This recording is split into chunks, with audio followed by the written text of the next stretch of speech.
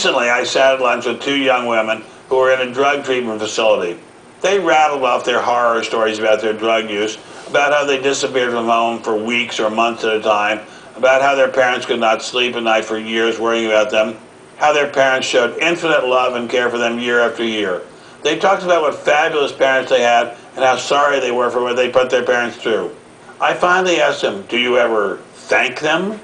They hesitated a bit and said they were sure they had thanked them sometime. This got me to thinking. Do we, even if we might be adults who are not drug addicts, think back to what our parents have done for us? Do we think of how our parents basically are our servants and we their masters for decades, and how rarely we show them any gratitude?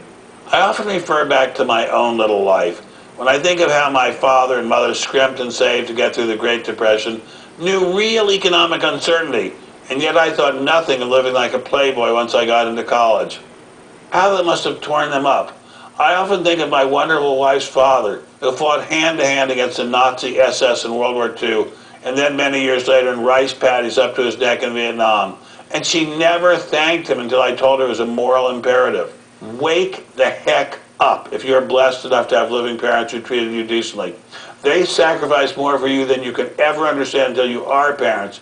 Wake up and give your parents and yourselves a truly great gift. The gift of gratitude, expressed loudly and with real sincerity for the rest of your lives. There's nothing they will like better, not ever. And when they are gone, you'll be glad you did it for the rest of your life.